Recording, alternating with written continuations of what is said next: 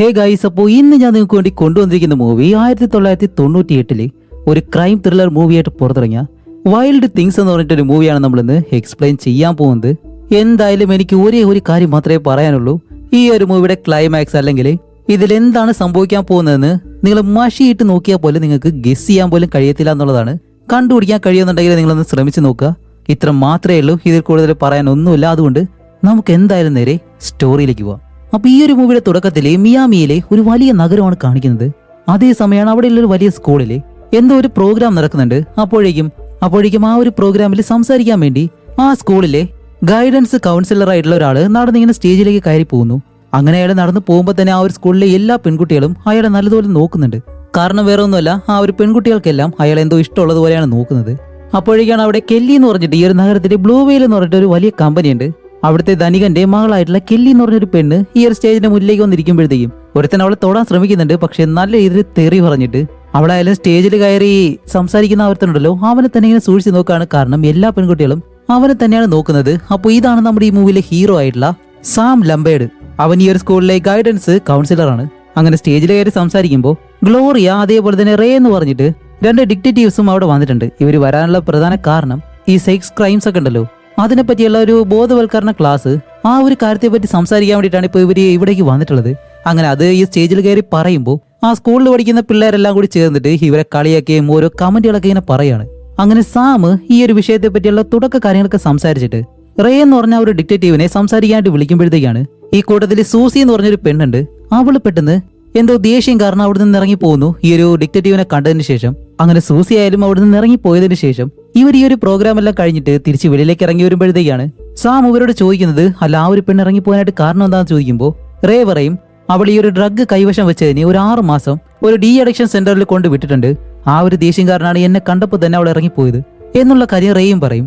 അങ്ങനെ അത് കഴിഞ്ഞിട്ട് ഈ ഒരു സ്കൂളിൽ പഠിക്കുന്ന പെൺകുട്ടികളെല്ലാം ഒരു ഗ്രൗണ്ടിൽ നിന്ന് ഇങ്ങനെ പ്രാക്ടീസ് ചെയ്യാണ്. അപ്പോഴേക്കും സാമും അതേപോലെ തന്നെ അവന്റെ കൂടെയുള്ള സ്റ്റുഡന്റും കൂടി ചേർന്ന് ഈ ഒരു കടലിലെ ബോട്ടിംഗ് എല്ലാം കഴിഞ്ഞിട്ട് തിരിച്ച് ഈ ഒരു ഗ്രൗണ്ടിനടുത്തേക്ക് കൊണ്ടുവന്ന് ബോട്ട് അവിടെ പാർക്ക് ചെയ്ത് അവരത് വാഷ് ചെയ്തുകൊണ്ട് നിൽക്കുന്ന സമയത്താണ് കെല്ലി എന്ന് പറഞ്ഞ ഒരു പെണ്ണുണ്ടല്ലോ, അവൾ ഇപ്പോ സാമിനെ കണ്ടിട്ട് നേരെ അവന്റെ അടുത്തേക്ക് വന്ന് ഇതുപോലെ ഞാനും എന്റെ സുഹൃത്തും കൂടി ചേർന്നിട്ട് ഒരു കാർ വാഷിംഗ് ബിസിനസ് നടത്തുന്നുണ്ട്. സാർ, നിങ്ങളുടെ വീട്ടിലാണെങ്കിൽ ഒരു വണ്ടിയില്ലേ, അത് ഞങ്ങൾ വന്ന് കഴുകി തരട്ടെ എന്ന് ചോദിക്കുമ്പോൾ സാം പറയും ശരി, അങ്ങനെയാണെങ്കിൽ ശനിയാഴ്ച നിങ്ങൾ വീട്ടിലേക്ക് വാ എന്നുള്ള രീതിയിൽ കെല്ലിയോട് പറയുമ്പോൾ കെല്ലി പറയും എന്റെ അമ്മ എന്നെ വിളിക്കാനായിട്ട് വരാമെന്ന് പറഞ്ഞിരുന്നു, പക്ഷേ ലേറ്റ് ആവുമെന്ന് തോന്നുന്നു, എന്നെ ഇന്ന് വീട്ടിലാക്കാൻ കഴിയും എന്ന് ചോദിക്കുമ്പോൾ സാം ആയാലും ഓക്കെ കുഴപ്പമൊന്നുമില്ല എന്ന് പറഞ്ഞിട്ട് സാമിന്റെ വണ്ടിയിൽ അവളെയും കയറ്റി അതേപോലെ തന്നെ ആ കൂടെയുള്ള സ്റ്റുഡന്റ് ഉണ്ടല്ലോ അവനെയും വണ്ടിയിൽ കയറ്റിയിട്ട് നേരെ ഇങ്ങനെ പോവാണ്. അങ്ങനെ അവരെയും കൂട്ടിയിട്ട് തിരിച്ചു പോകുന്ന വഴിക്കാണ് സൂസി എന്ന് പറഞ്ഞ ഒരു പെണ്ണുണ്ടല്ലോ, അവൾ ഇപ്പൊ അവളുടെ കാർ കേടായിട്ട് റോഡ് സൈഡിലേക്ക് ഇരിക്കും. അപ്പോൾ സാം ആയാലും വണ്ടി കൊണ്ട് നിർത്തിയിട്ട് സൂസി നിന്നെ വീട്ടിലേക്ക് ഡ്രോപ്പ് ചെയ്യണോ എന്ന് ഇങ്ങനെ ചോദിക്കുമ്പോൾ അവളായാലും പെട്ടെന്ന് ആ ഒരു മെക്കാനിക്കിനോട് വണ്ടി സ്റ്റാർട്ട് ചെയ്യാനായിട്ട് പറയുന്ന സമയത്ത് വണ്ടി അങ്ങ് സ്റ്റാർട്ടായി അവളായാലും നടുവിരൽ ഇവരെ കാണിച്ചിട്ട് ആവശ്യമില്ല എന്ന് പറഞ്ഞങ്ങ് പോവാണ്. അങ്ങനെ അത് കഴിഞ്ഞിട്ട് നേരെ കെല്ലിയുടെ വീട്ടിലേക്ക് വന്ന് ആ ഒരു ഗേറ്റിനടുത്തായിട്ട് തന്നെ വണ്ടി നിർത്തി കെല്ലിയാണ് ആ ഒരു ഡോർ തുറക്കാനുള്ള സ്വിച്ചിൽ ഇങ്ങനെ പ്രസ് ചെയ്യുന്നത്. അപ്പോഴായാലും അവൾ സാമിന്റെ ദേഹത്ത് ഇങ്ങനെ തൊട്ടൊരുമി ആ ഒരു രീതിയിൽ ആ ഒരു ഗേറ്റിന്റെ സ്വിച്ച് എല്ലാം ഓൺ ചെയ്ത് അകത്തേക്ക് കൊണ്ടുവന്ന് കെല്ലിയെ വെളിയിലേക്ക് ഇറക്കുമ്പോഴത്തേക്കും ദേ വരുന്നു അവളുടെ അമ്മ. എന്നിട്ട് നമ്മുടെ സാമിനെ കാണുന്നതും ഹേയ് സാം, ഒരു കോഫി കുടിക്കാനായിട്ട് അകത്തേക്ക് വരുന്നു എന്നെല്ലാം ചോദിക്കുമ്പോൾ സാം പറയും ഏയ് ആവശ്യമില്ല, ഇനി ചെന്ന് കയറിയിട്ട് വേണം അവസാനം പെട്ടുപോകാനായിട്ട്, അതുകൊണ്ട് കെല്ലിയോട് യാത്രയും പറഞ്ഞിട്ട്. അങ്ങനെ അത് കഴിഞ്ഞിട്ട് ഇപ്പോൾ ശനിയാഴ്ച കാണിക്കുമ്പോൾ സാമിന്റെ വീട്ടിലേക്ക് കെല്ലിയും അതേപോലെ തന്നെ അവളുടെ ഫ്രണ്ടും ഈ കാർ വാഷ് ചെയ്യാനെന്നുള്ള രീതിയിൽ അവർ വരികയാണ്. അങ്ങനെ കെല്ലിയും അവളുടെ സുഹൃത്തും കൂടി ചേർന്ന് നമ്മുടെ സാമിനോട് അവനെ ഫ്ലിർട്ട് ചെയ്യുന്ന രീതിയിലെല്ലാം സംസാരിക്കുമ്പോൾ അകത്ത് നിന്ന് ഒരു പെണ്ണിറങ്ങി വരുന്നു. ഇത് വേറെ ആരുമല്ല, സാമിന്റെ ഫിയാൻസിയാണ്. അപ്പൊ ആ ഒരു പെണ്ണിനെ കാണുമ്പോൾ സാം ഇവരോട് പറയും ജീപ്പ് അവിടെ തന്നെ കിടപ്പുണ്ട്, പോയി വാഷ് ചെയ്തോളാൻ പറയുന്നതും ഇവര് രണ്ടുപേരും ബക്കറ്റും വെള്ളവും ഓസും പൈപ്പും എല്ലാം ആയിട്ട് അപ്പോഴേക്കും സാമിന്റെ ഫിയാൻസി ആണെങ്കിലും ഈ ഒരു പെൺകുട്ടികളാണല്ലേ കാർ വാഷ് ചെയ്യുന്നത് എന്നെല്ലാം പറയുമ്പോൾ അവൻ പറയും അത് അവരായിട്ട് ചോദിച്ചു വന്നാണെന്നെല്ലാം പറഞ്ഞിട്ട് അങ്ങനെ ആ ഒരു കാര്യങ്ങളെല്ലാം പറഞ്ഞിട്ട് ആ ഒരു ഫിയാൻസി അവിടെ നിന്ന് കാർ കൊടുത്തിട്ട് ഇങ്ങനെ പോവാണ്. സാമായാലും നേരെ വീടിനകത്തേക്ക് കയറി പോവും. അങ്ങനെ കുറെ നേരം കഴിയുമ്പോഴത്തേക്കാണ് ഇവർ രണ്ടുപേരും കാർ വാഷ് ചെയ്യുന്നത് കുറച്ച് സെക്സി ആയിട്ട് തന്നെ നല്ല രീതിയിൽ കാറെല്ലാം വാഷ് ചെയ്ത് അത് കഴിഞ്ഞ് കെല്ലി എന്ന് പറഞ്ഞ ആ ഒരു പെണ്ണുണ്ടല്ലോ, അവളിപ്പോ അവളുടെ സുഹൃത്തിനോട് പറയും ഇവിടെ നിന്ന് പോകാനായിട്ട് വേറെ ഒന്നുമല്ല, അവൾക്ക് വേറെ എന്തോ ഒരു പ്ലാൻ ഉണ്ടായിരുന്നു. അങ്ങനെ ആ ഒരു സുഹൃത്തിനെ പറഞ്ഞു വിട്ട് കെല്ലി പതി ആ ഒരു റൂമിനകത്തേക്ക് കയറി ഇങ്ങനെ ചെന്ന് നിൽക്കാണ് സാമിനെ വശീകരിക്കാൻ വേണ്ടി ആ ഒരു രീതിയിൽ തന്നെ. പക്ഷെ പെട്ടെന്ന് അവിടെ എന്താണ് സംഭവിച്ചെന്ന് കാണിക്കുന്നില്ല. കുറച്ചു കഴിയുമ്പോൾ കെല്ലി കരഞ്ഞുകൊണ്ടാണ് വെളിയിലേക്ക് ഇറങ്ങി വരുന്നത്. അതിനകത്ത് എന്താണ് സംഭവിച്ചതെന്ന് നമുക്ക് ഇപ്പോഴും അറിയത്തില്ല. അങ്ങനെ കെല്ലി അവിടെ നിന്ന് ഓടി അങ്ങ് പോകുന്നതും അങ്ങനെ അത് കഴിഞ്ഞ അടുത്ത ദിവസം കെല്ലിയുടെ അമ്മയാണെങ്കിൽ അവരുടെ ബോയ് ഫ്രണ്ടായിട്ട് കുറച്ച് റൊമാൻറ്റിക് ആയിട്ടിരിക്കുന്നു. പെട്ടെന്നാണ് അവർക്ക് എവിടെ നിന്ന് ഒരു കോള് വരുന്നത്.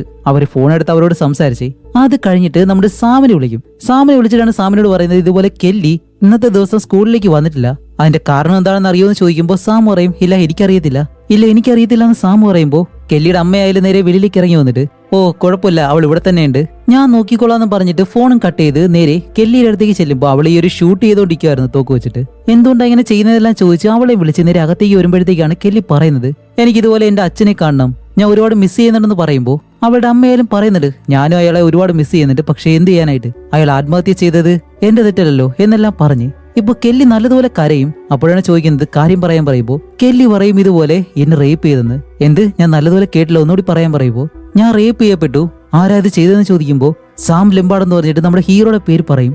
അങ്ങനെ കുറച്ച് കഴിയുമ്പോ തന്നെ കെല്ലിനെയും കൂട്ടി നേരെ സ്റ്റേഷനിലേക്ക് ചെന്നിട്ട് ഇവർ സ്റ്റേഷനിൽ ഒരു പരാതി കൊടുക്കാണ്.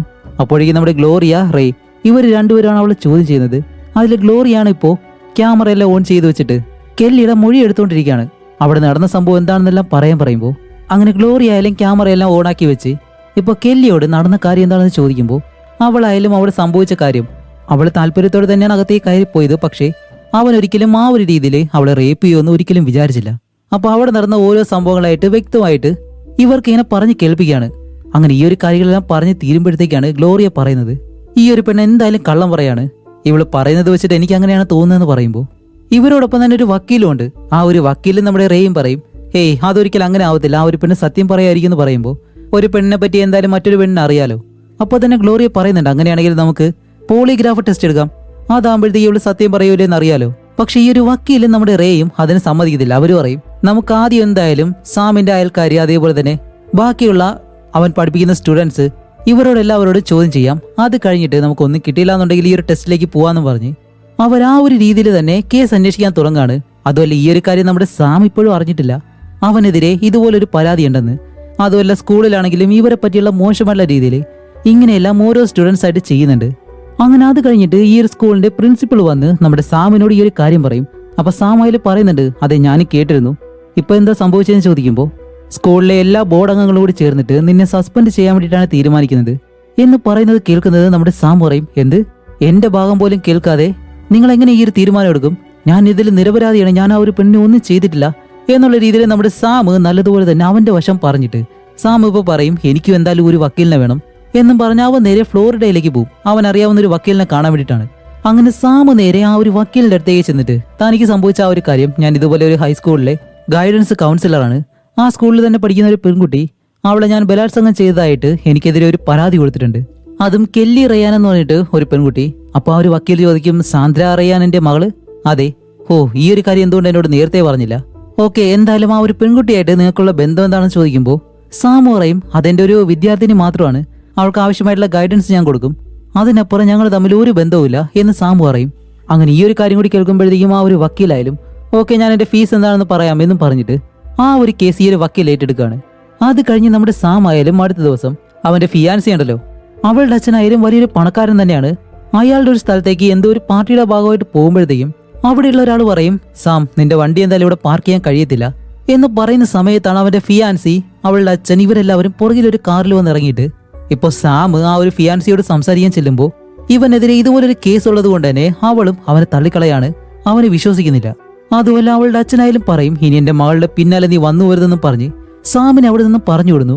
അങ്ങനെ ആ ഒരു വിഷമത്തില് നമ്മുടെ സാം നേരെ അടുത്തുള്ള ഒരു ബാറിലേക്ക് പോയിരുന്നിട്ട് അവിടെ നിന്ന് നല്ലതുപോലെ കുടിച്ച് അത് കഴിഞ്ഞ് നേരെ വെളിയിലേക്ക് വന്ന്, കാരണം ഇപ്പോൾ അവനെ വിശ്വസിക്കാനായിട്ട് വേറെ ആരുമില്ല.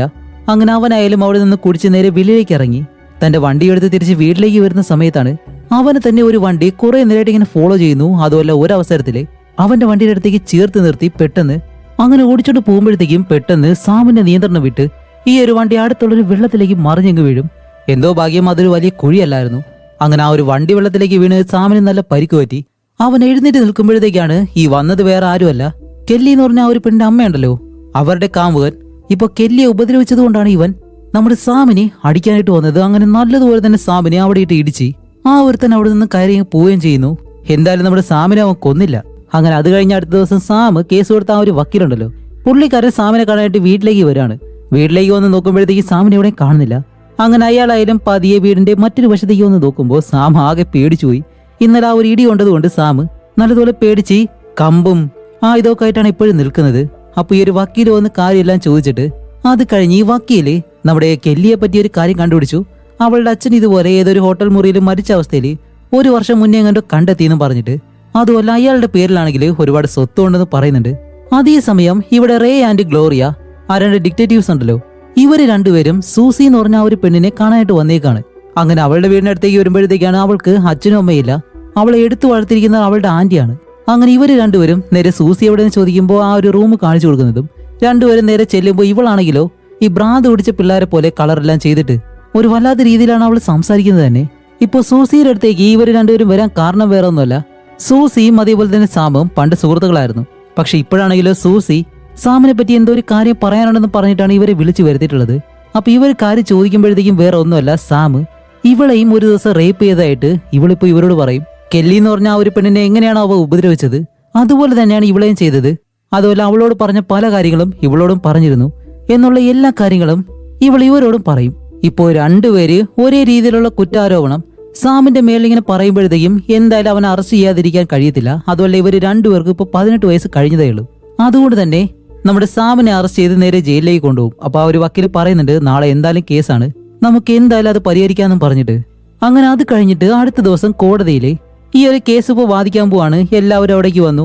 ആ ഒരു സമയത്ത് ആദ്യം തന്നെ ചോദ്യം ചെയ്തത് നമ്മുടെ കെല്ലിയാണ്. കെല്ലിയോട് അവിടെ നടന്ന കാര്യങ്ങൾ എന്താണെന്നെല്ലാം ചോദിക്കുമ്പോഴത്തേക്കും അത് വ്യക്തമായിട്ട് പറയാൻ പറയുമ്പോൾ അവൾ ഇതിനു മുന്നേ നമ്മുടെ ഡിറ്റക്റ്റീവ്സിനോട് പറഞ്ഞല്ലോ, ആ ഒരു കാര്യം തന്നെ ഇപ്പോൾ കോടതിയിലും പറയും. അവൾ അവനോട് നിർത്താനായിട്ട് ആവശ്യപ്പെട്ടിരുന്നു, പക്ഷേ അവൻ ഒരിക്കലും അത് ചെയ്തില്ല എന്നും പറഞ്ഞ് കെല്ലി നല്ലതുപോലെ ഇരുന്ന് കരയാണ്. ഇത് കേൾക്കുന്ന സാമിനായാലും എന്ത് ചെയ്യണമെന്നറിയാതെ ഇങ്ങനെ ഇരിക്കും. അങ്ങനെ അത് കഴിഞ്ഞ് ഈ ഒരു കേസിന്റെ 2ാമത്തെ ദിവസം രണ്ടുപേരാണ് സാമിനെതിരെ കുറ്റാരോപണം നടത്തിയിട്ടുള്ളത്.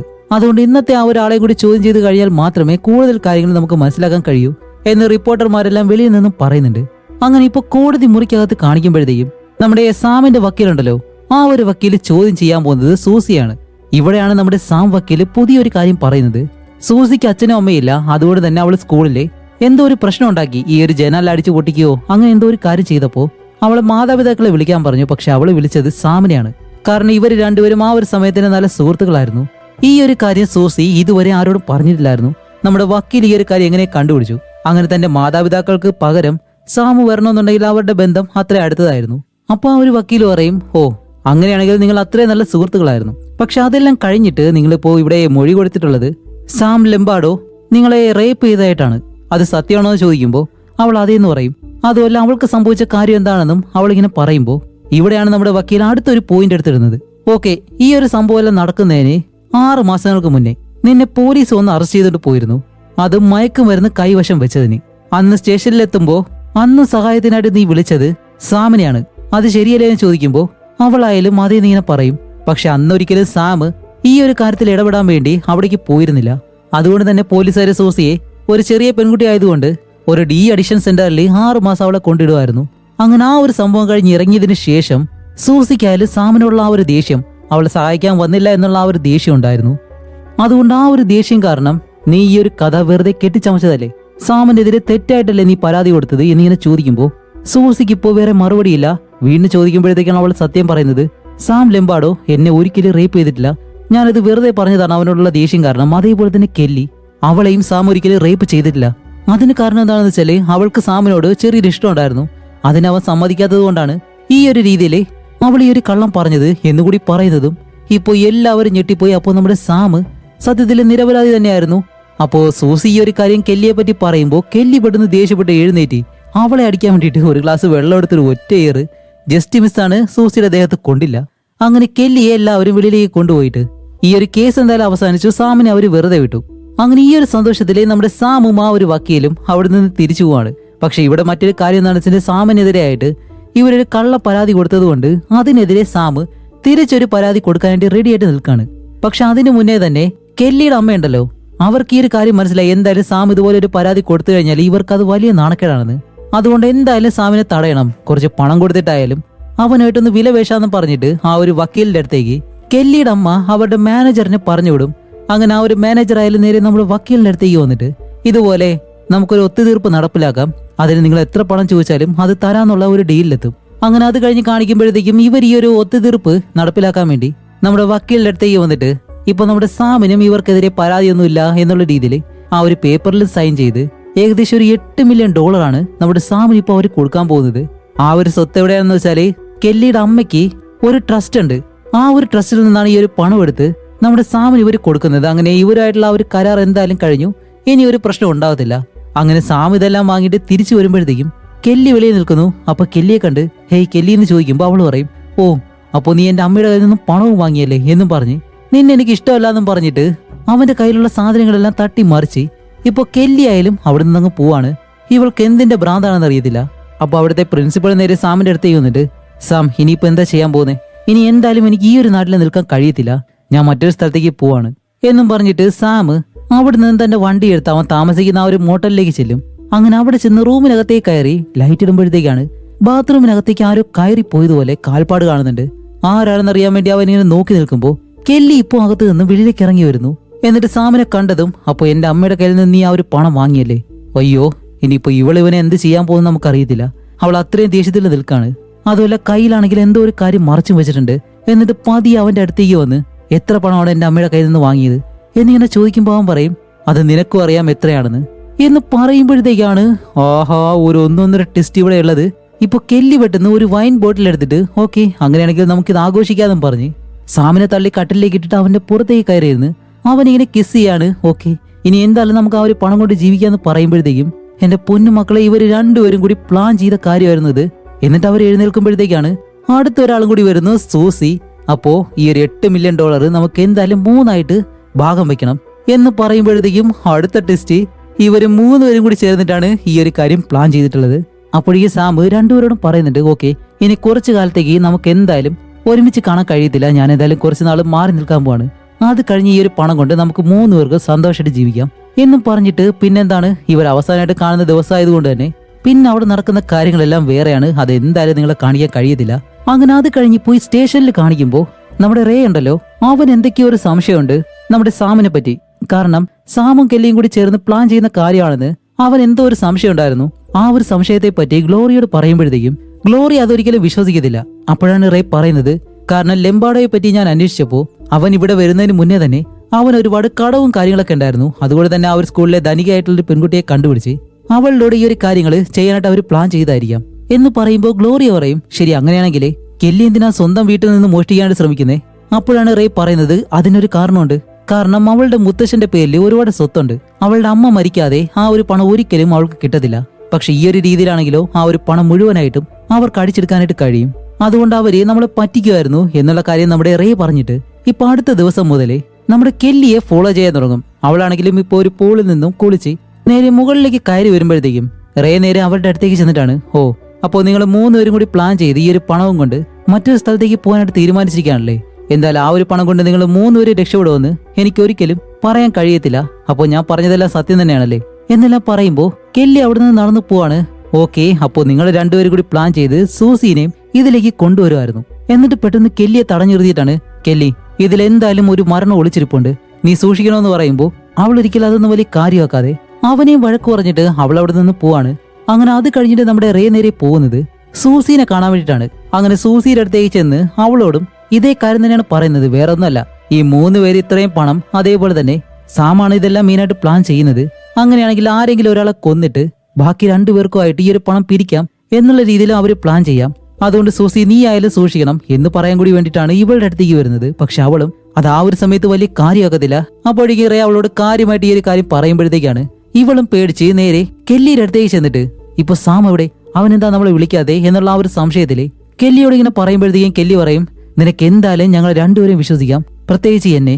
ഓക്കെ നിനക്ക് ഇപ്പൊ സാമിനെ വിളിക്കണല്ലേ എന്നും പറഞ്ഞിട്ട് കെല്ലി ആയാലും നേരെ സാമിനെ വിളിച്ച് അവനോട് സംസാരിക്കുകയാണ്. അതുമല്ല നമ്മുടെ സാമിനായാലും മനസ്സിലായി ഈ റേ എന്ന് പറഞ്ഞ ഒരു പോലീസുകാരൻ ഇവരെ 2 പേരെയും മനസ്സ് മാറ്റാനായിട്ട് ശ്രമിക്കുന്നുണ്ടെന്ന്. അതുകൊണ്ട് ഇവരെ 2 പേരോടും പറയും, ഓക്കെ നമ്മൾ എന്തായാലും ആ ഒരു പ്ലാനിൽ തന്നെ ഉറച്ചു നിൽക്കാൻ പോവാണ്, കുറച്ചു കാലത്തേക്ക് മാത്രം. കാരണം ഇത്രയും പണം എന്റെ കയ്യിൽ കിട്ടിയെന്ന് എല്ലാവരും അറിഞ്ഞിട്ടുണ്ടാവും. അതുകൊണ്ട് ഞാൻ അതെല്ലാം ചിലവാക്കിയതുപോലെ കുറച്ചു നാൾ ഇവിടെ നിന്നിട്ട് പിന്നീട് നമുക്ക് 3 പേർക്കും ഒരുമിച്ച് ഇവിടെ നിന്ന് പോവാം.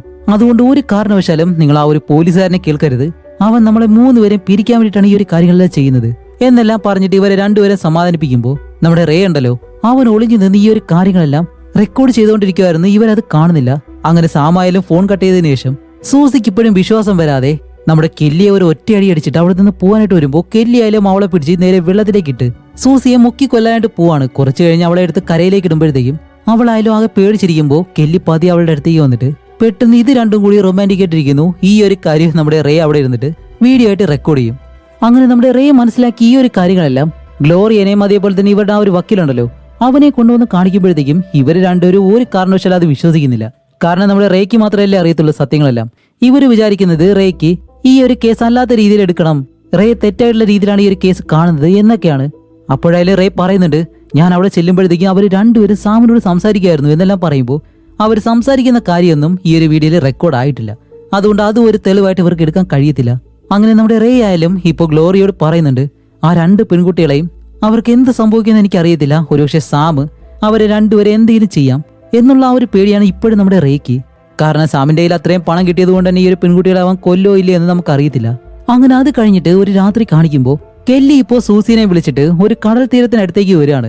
എന്താണെന്ന് വെച്ചാൽ ഇവിടെ വെച്ച് സാം ഇവരെ കാണാന്ന് പറഞ്ഞിരുന്നു. അതനുസരിച്ചാണ് ഇവര് വരുന്നത്. അതുമല്ല സൂസി ആണെങ്കിൽ എപ്പോഴും കുടിച്ചിട്ട് നിൽക്കാണ്. അവളുടെ കയ്യിൽ ആ ഒരു മദ്യക്കുപ്പിയുണ്ട്.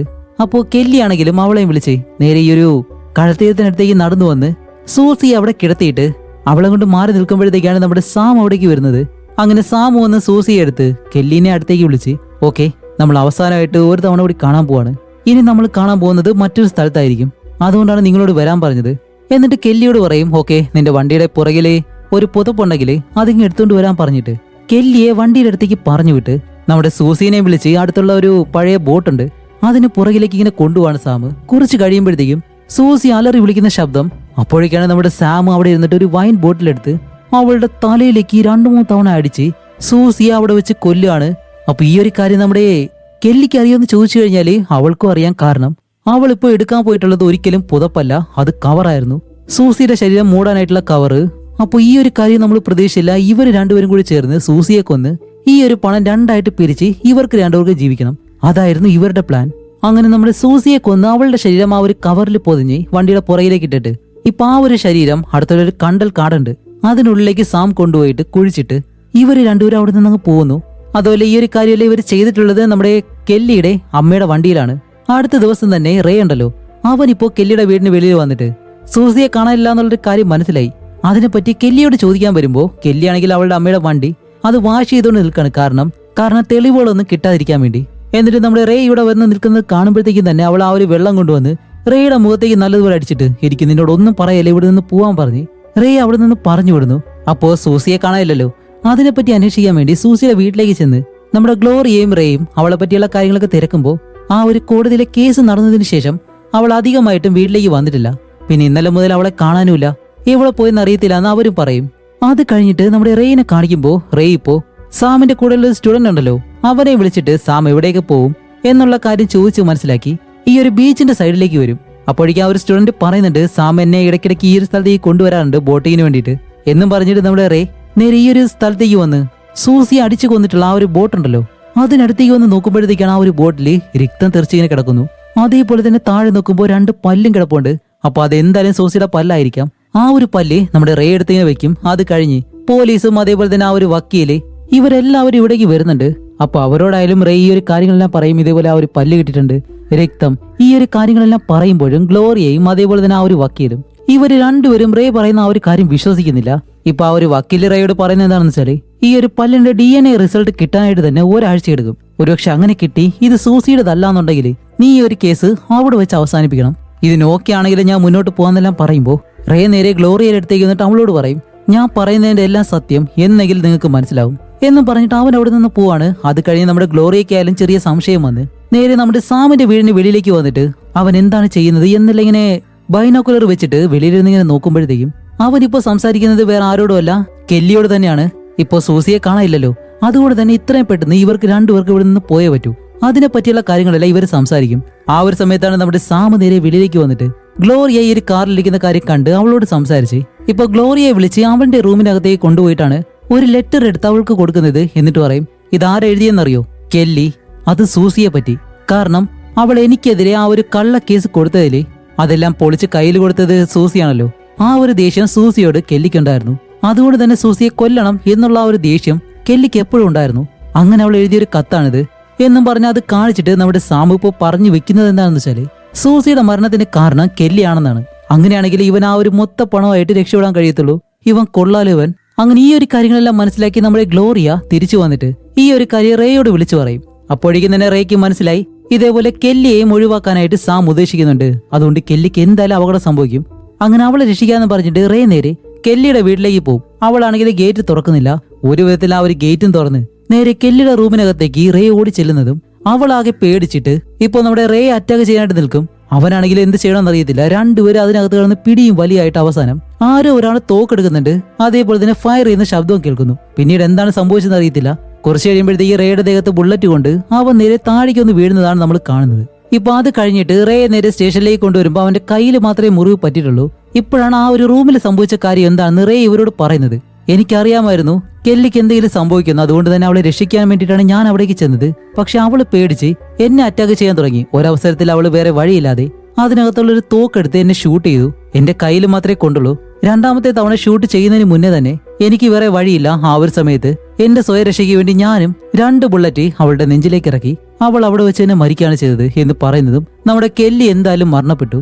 അതേപോലെ തന്നെ സൂസിയും നേരത്തെ തന്നെ മരിച്ചതുകൊണ്ട് ഇനിയിപ്പോ ആ ഒരു പണം മുഴുവനായിട്ട് സാമിനെടുക്കാം. അതുപോലെ ഈ ഒരു കേസും മൊത്തമായിട്ട് ഇവിടെ അവസാനിക്കുകയാണ്. അതേപോലെ തന്നെ നമ്മുടെ റേനെയും പോലീസ് സ്ഥാനത്ത് നിന്നും പുറത്താക്കി. അവൻ ഇനി ഒരിക്കലും തിരിച്ചു കയറാണ്ട് കഴിയത്തില്ല. അങ്ങനെ അത് കഴിഞ്ഞിട്ട് ഇപ്പൊ നമ്മുടെ സാമിനെ കാണിക്കുമ്പോൾ ഇത്രയും കാര്യങ്ങൾ ചെയ്തിട്ട് അവൻ ഇപ്പൊ സുഖമായിട്ടൊരു ബീച്ചില് കാറ്റെല്ലാം കൊണ്ട് അതിലേ പോകുന്ന പെൺകുട്ടികളെല്ലാം നോക്കി ഇങ്ങനെ കിടക്കാണ്.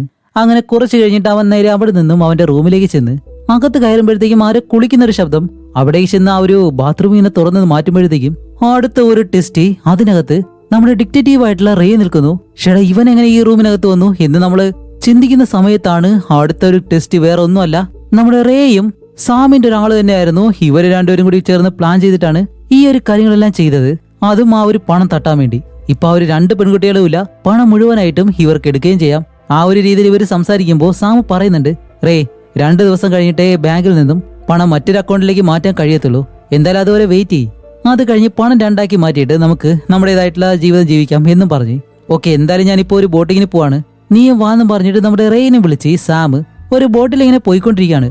അങ്ങനെ ബോട്ടിൽ പോയിക്കൊണ്ടിരിക്കുന്ന സമയത്താണ് ഇപ്പൊ സാം റേയോട് പറയുന്നത്, ഹേയ് റേ, അവിടെയുള്ള ആ ഒരു വിഞ്ചില്ലേ അത് കുറച്ച് ലൂസാണ്, നീ അതൊന്ന് ടൈറ്റാക്കി കേട്ടോ, അങ്ങനെയാണെങ്കിൽ ഇത് കറക്റ്റ് ആയിട്ട് പോകത്തുള്ളൂ എന്നിങ്ങനെ പറയുമ്പോൾ റേ ആയാലും അവന് നല്ലതുപോലെ അറിയത്തില്ല.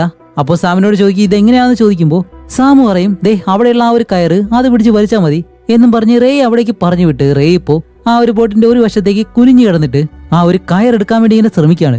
ഇവിടെയാണ് അടുത്തൊരു കാര്യം. പെട്ടെന്ന് നമ്മുടെ സാം ആ ഒരു ബോട്ട് അങ്ങ് തിരിച്ചു കൊടുക്കുന്നതും റേ നേരെ തലയും കുത്തി വെള്ളത്തിലേക്ക് വന്ന് വീഴും. വേറെ ഒന്നുമല്ല, പണത്തിന് വേണ്ടിയിട്ട് ആരെയൊക്കെ കൊല്ലണമെന്ന് ഇവന്മാർക്ക് തന്നെ അറിയത്തില്ല. അതുകൊണ്ട് സാം ആ ഒരു പണം മുഴുവനായിട്ട് സ്വന്തമാക്കാൻ വേണ്ടി റേയെ കൊല്ലാൻ വേണ്ടിയിട്ടാണ് ഇപ്പോൾ ശ്രമിച്ചത്. അങ്ങനെ റേ എന്തായാലും വെള്ളത്തിൽ പോയെന്നും പറഞ്ഞിട്ട് സാം അവിടേക്ക് വന്ന് ആ ഒരു കയറ് പിടിച്ച് വലിച്ച് വീണ്ടും പഴയതുപോലെ തന്നെ കെട്ടാൻ ശ്രമിക്കുമ്പോൾ അവിടെയാണ് മറ്റൊരു കാര്യം. റേ ഇപ്പോഴും മരിച്ചിട്ടില്ല, അവൻ ആ ഒരു വള്ളിയിൽ തൂങ്ങിക്കിടക്കുമായിരുന്നു.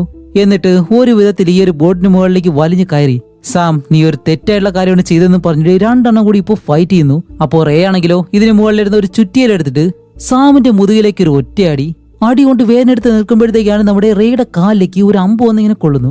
ആ വേദന കാരണം അവൻ ഇങ്ങനെ നോക്കുമ്പോഴത്തേക്കാണ് ആ അമ്പ് വിട്ടതൊരിക്കലും നമ്മുടെ സാമല്ല, അത് ആരാണെന്ന് കാണിക്കുമ്പോ ആഹാ അടുത്ത ട്വിസ്റ്റ്, പിന്നെയും ട്വിസ്റ്റ് ആണ്. വേറെ ഒന്നുമല്ല, ആ ബോട്ടിനകത്തുള്ളത് സൂസി എന്ന് പറഞ്ഞിട്ട് ആ ഒരു പെണ്ണ്, അവളാണ് ഈ ഒരു അമ്പ് വിട്ടിട്ടുള്ളത്. ഇപ്പൊ അവൾ അടുത്തൊരു അമ്പ് റേയുടെ നെഞ്ചിലേക്ക് വിട്ടുകൊടുക്കുന്നതും റേ നേരെ വെള്ളത്തിലേക്ക് വീണ് അവൻ എന്തായാലും ആ ഒരു കടലിൽ കിടന്ന് മരിക്കാൻ പോവാണെന്ന് നമുക്ക് മനസ്സിലായി. അപ്പൊ നമ്മുടെ സാമും സൂസിയും കൂടി ചേർന്നിട്ടാണ് ഈ ഒരു പ്ലാൻ എല്ലാം ചെയ്തത്.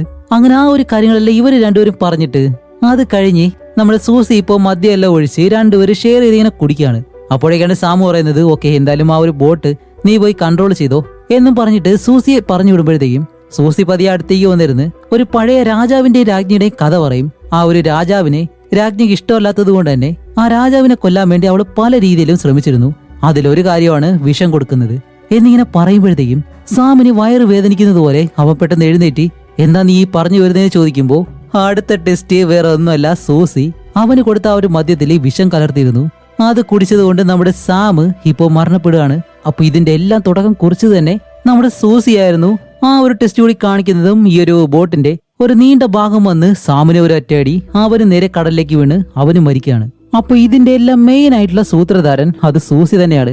അതെങ്ങനെയാണെന്നല്ലേ, കെല്ലിയുടെ വീട്ടില് ഇതുപോലെ ഒരുപാട് സ്വത്തുണ്ടെന്നും അത് കെല്ലിയിലൂടെ മാത്രമേ ഇവൾക്ക് എടുക്കാൻ കഴിയത്തുള്ളൂ എന്ന് സൂസിക്ക് അറിയാം. അങ്ങനെ അവൾ പ്ലാൻ ചെയ്യുന്ന സമയത്താണ് കെല്ലിയും സാമും തമ്മിൽ ഇഷ്ടത്തിലാവുന്നതും ഇവർ തമ്മിലുള്ള റൊമാൻറ്റിക് ആയിട്ടിരിക്കുന്ന ഫോട്ടോസും കാര്യങ്ങളെല്ലാം അവരറിയാതെ തന്നെ നമ്മുടെ സൂസി എടുത്തിട്ട് അത് സാമിനെ കാണിച്ച് അവനെ ബ്ലാക്ക്മെയിൽ ചെയ്യും.